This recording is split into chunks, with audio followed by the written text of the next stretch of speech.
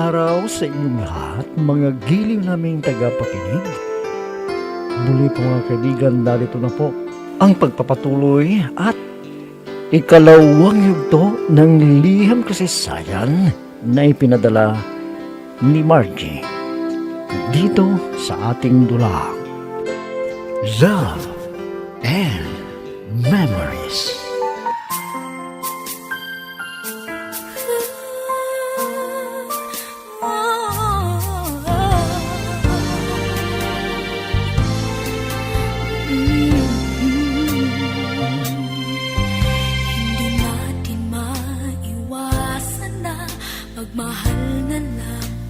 Isang sundalo si Alden. Kapag bakasyon niya, pinadalaw ako sa bahay namin. At si Noel naman, may kaya sila sa buhay. Pero may pagkamayabang. Pero siya ang malapit sa puso ko. Minsan, inihatid ako ni Alden sa school na pinagtuturuan ko. At nang pauwi na kami, napagkwentuhan namin ni Shoni, ang dalawang naliligaw sa akin.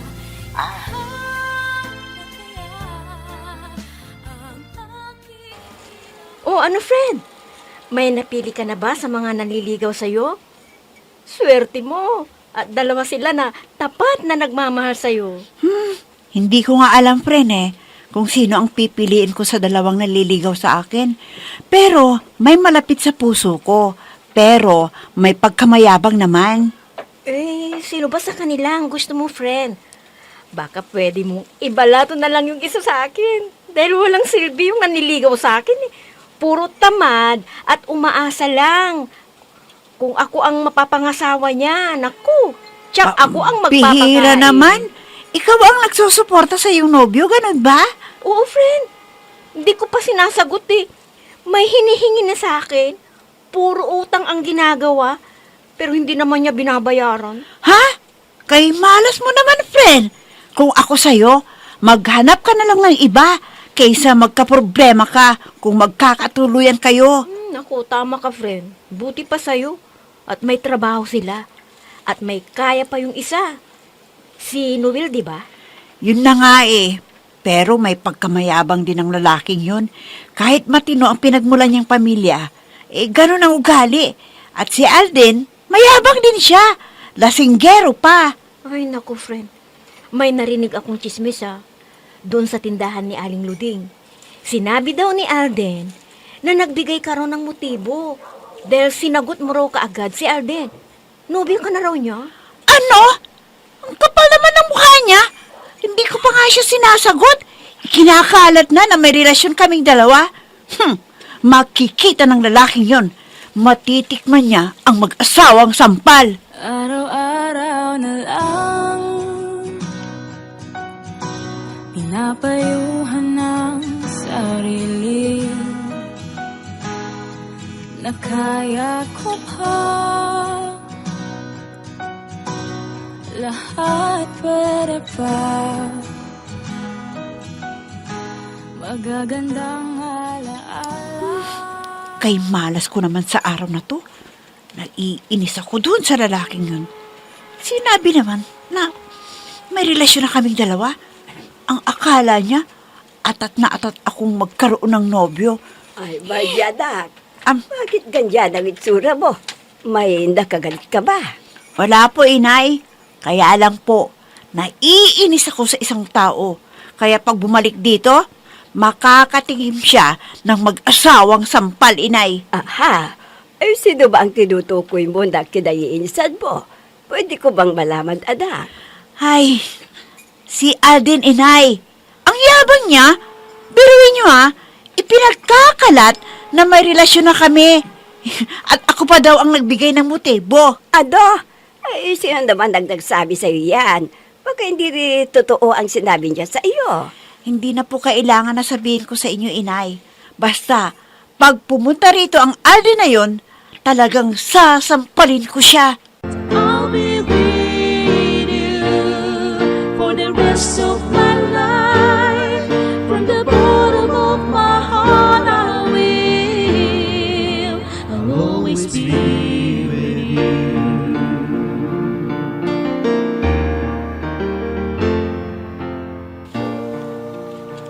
Abay, matagal nang hindi dumadalaw dito si Alden, ano, Dora? Bakit, Timbiyong? Hindi hintay mo ba siya para mag-inuman na naman kayo? Oo, Dora. Matagal na rin akong hindi, nasasayaran ng alak itong bituka ko Yun pala ang gusto mo. Pero hindi pwede na pumunta rito ang Aldida. Yun sa bahay natin. Ha? Bakit? May kasalanan ba si Alden? Yung pinainom niya ako ng alak at nag-inuman kaming dalawa. Aba, hindi niya kasalanan yun. Dahil ako ang kumumbinsi sa kanya para mag-inuman kami. Hindi yun, Tembyong. Kundi nagkalat daw ng chismes tungkol sa kanila ng ating anak. At sinabing nobya na niya si Margie at nahalik-halikan na niya.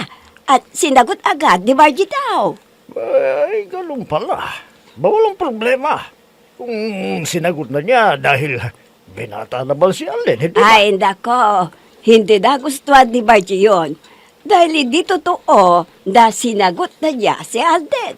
Parang sinisiraan si Margie na atat magkanobyo. Ba, ganun ba?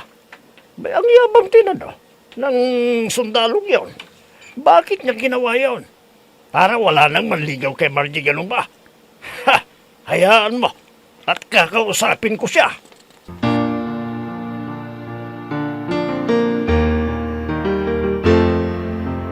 I'm so blessed I have you, 'cause you gave the world to me. You're my inspiration, the perfect one in my life forever. You make my life complete. Hoy, friend. Ang tiyaga naman ni Noel sa'yo, ha? Lagi kanyang sinusundo pa uwi. Libre na ang pamasahin mo. Yun na nga ang problema, friend. Wala naman akong balak na sagutin yung taong yun. Huh? Ang ibig mong sabihin, wala siyang pag-asa sa'yo? Kahit may nagagawang tulong sa'yo? Oo nga, friend. May itsura, pero mayabang din. Ang akala may pag-asa dahil pinagbibigyan ko siya sa mga anyaya niya sa akin na kumain sa labas. Yan ang hirap, no? Kung may nagawa ng kabutihan, ay umaasa na may kapalit. Bakit hindi mo ba sinabi na wala siyang pag-asa sa'yo? Hindi, friend.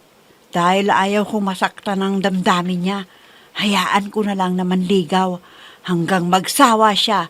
Kung hindi ko sasagutin, malalaman niya na wala akong gusto sa kanya. Sa bagay, ikaw lang naman ang magdidesisyon yan eh. Wala siyang magagawa kung wala kang nararamdaman sa kanya.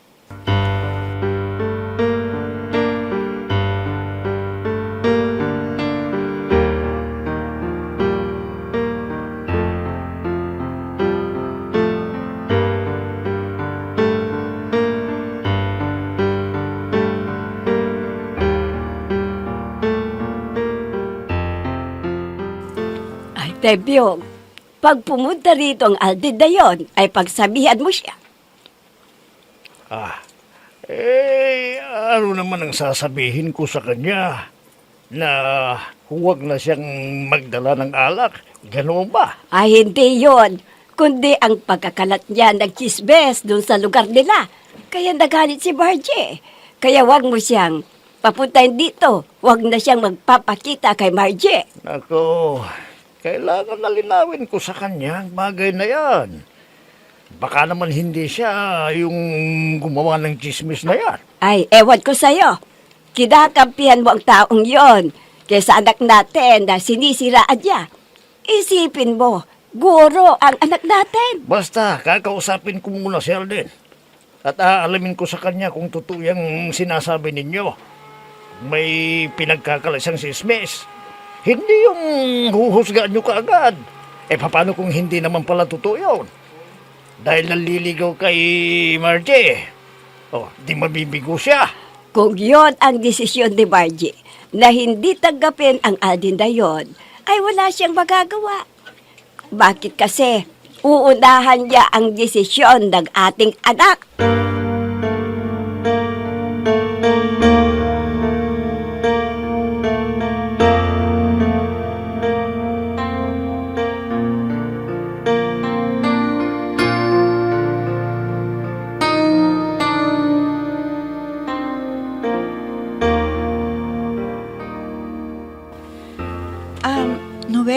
Sana, wag mo na akong sundiin palagi. Baka nakakaisturbo ako sa'yo. Gumagastos ka pa ng gasolina. Kaya mo lang ako, Margie. Masaya naman ako dahil nakikita kita araw-araw. Sana naman wag mo lang akong pabawalan. Pero, hindi pa naman kita sinasagot. Baka mamaya, iba ang kapalit niya na. Hindi naman, Margie. Wala naman sa isip ko yan. Kung ano man ang desisyon mo, maluwag sa loob ko na tatanggapin ko yon. Mabuti naman kung ganon, kung ganyan ang nasa isip mo. Kusang loob ang pagsusundo at paghatid mo sa akin sa amin. Oo naman. At huwag kang mag-isip ng kung ano-ano dyan. Dahil kusa naman itong ginagawa ko Basta ikaw ang bahala kung ano yung desisyon mo. Tatanggapin ko. Mabuti na yung nagkakaintindihan tayong dalawa. Baka iniisip mo na may relasyon na tayong dalawa dahil pumayag na ako na sunduin mo ako dito. Pero, sasabihin ko sa'yo, Noel, wala akong nararamdaman para sa'yo.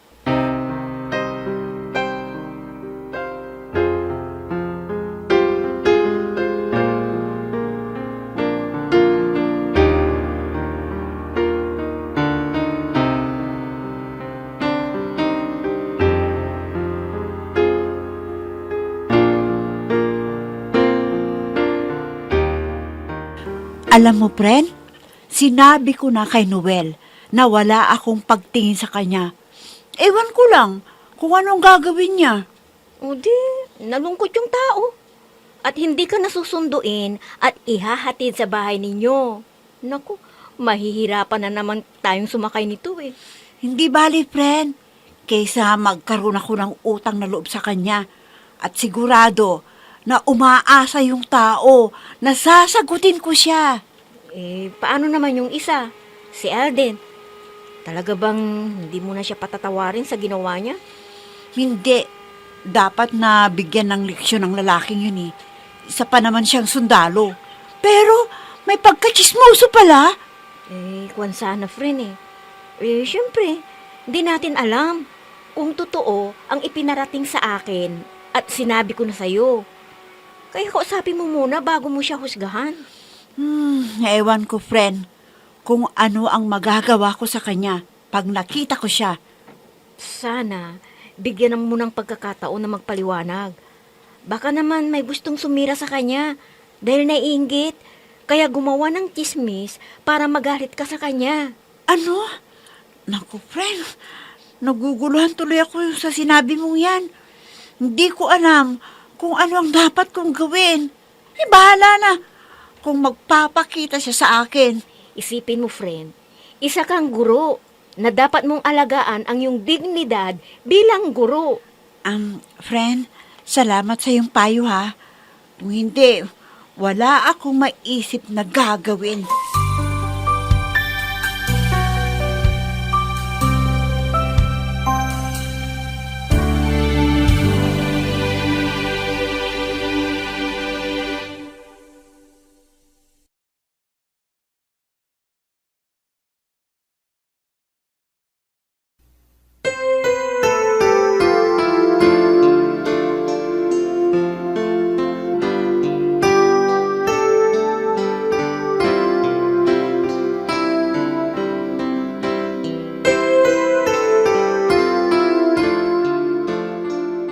Ay, ba itatanong ako sa'yo, Tembyong, ano ba sa palagay mo doon sa isang naliligaw kay Margie, si Noel? Di ba may kaya yon?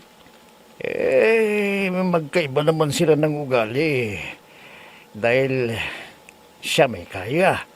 Nakikita ko naman sa kanya na talagang medyo may kayabangan at madamot pa. Hindi man lang makapagbigay. Yung isa naman, parang buto ako sa kanya. Gaya ni Noel, laging may pasalubong sa akin. Ay, oo, Tembyong. Laging may alak na pasalubong sa iyo. Pero ang iyong kalusugan ay maapektuhan naman. Ikaw naman dulang mo. Hindi na mangyayari ang iniisip mo. Dahil madalang naman na magbakasyon dito yun eh.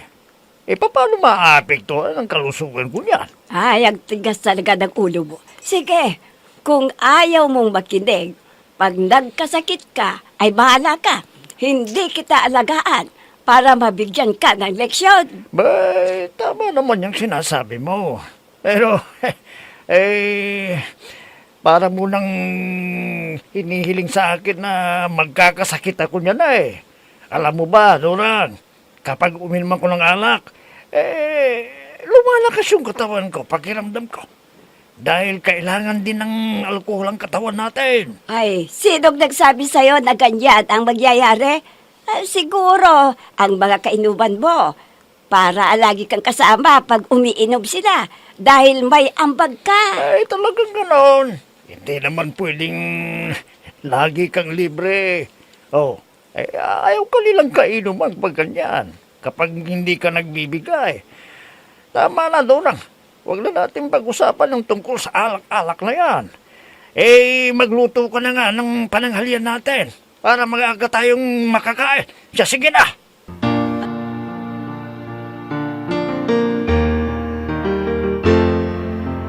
I'm so blessed I have you, 'cause you gave the world to me. You're my inspiration, the perfect one in my life forever. You make my life complete. Ba, friend, hindi pala nagtampo sa'yo. Nung sinabihan mo na naniligaw sa'yo. Ha? Anong ibig mong sabihin, friend? Sinabi ba na wala sa kanya yun? Tuloy pa rin siya, ganon? Oo naman. Tingnan mo. Nandyan na naghihintay para sunduin ka. Ha? Ang tindi talaga ng tama niya sa'yo, friend. Kahit walang pag-asa, ay nagbabaka sakali pa rin. Yan ang tapat na nagmamahal. Pinaglalaban ang pag-ibig niya sa'yo hanggat wala ka pang asawa. Di maghintay siya hanggang pagputi ng uwak. Pero alam ko, magsasawa rin yan kung walang mapapala sa akin. Tingnan mo naman. Matyaga pa rin na nagpunta rito para sunduin ka at ligtas na makauwi sa bahay ninyo. Kaya hindi na yata ako makikisakay. Baka gusto niya na magkasarilinan kayo. Wag, friend! Basta, magkasama tayo na sasakay. At wala siyang sinasabi na hindi pwede nakasama kita, ha? At saka, hindi rin ako papayag na ikaw lang mag-isang sasakay, no? Baka kung ano pang maisipan niyang gawin sa'yo. Dahil sinabi mo na wala na siyang aasahan sa'yo. Alam mo pala yan, di dapat lang na samahan mo akong umuwi para hindi na niya ako gawan ng masama. Sige friend, maghahanda na ako para makauwi na tayo. Kasi alam ko, pagod ka na rin.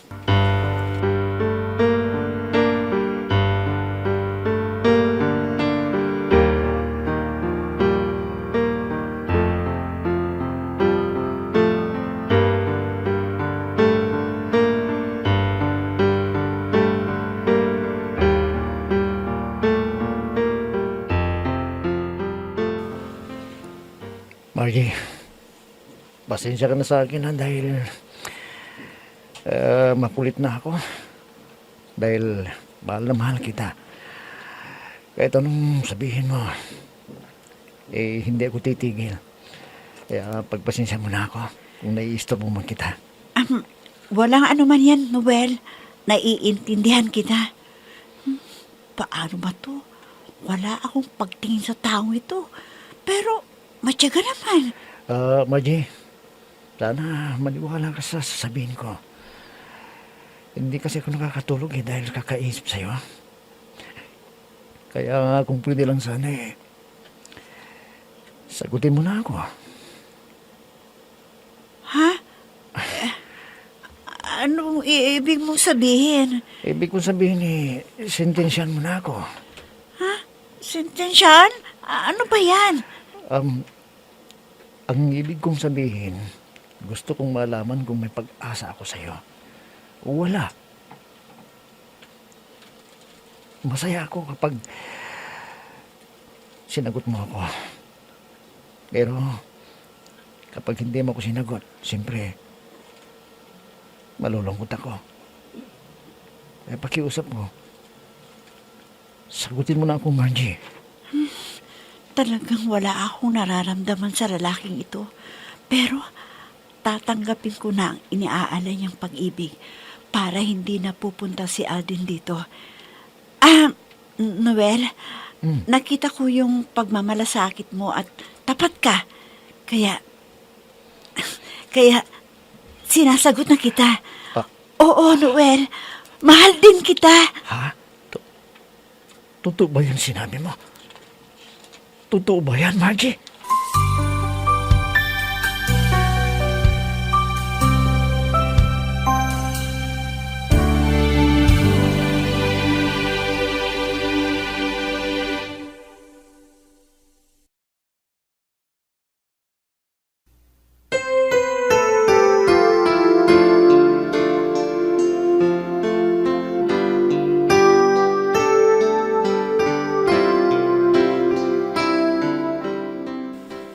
Ano kaya ang mangyayari ngayong sinagot na ni Margie?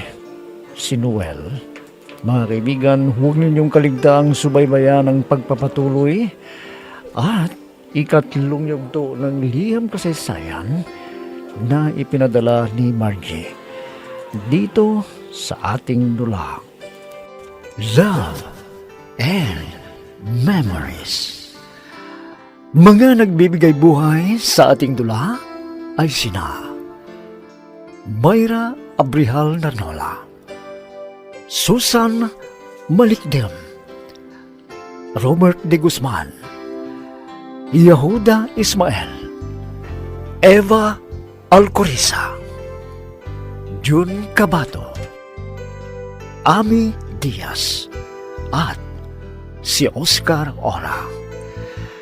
Technical supervision at musika ni Oscar Ora. Nilapatan ng tunog ni Robert de Guzman.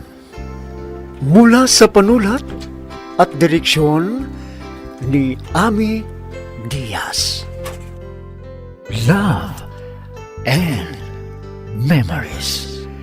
Inihahandog sa inyo ng F3 Recording Studio para sa Pambansang Radyo ng Pilipinas, Bombo Radio Philippines.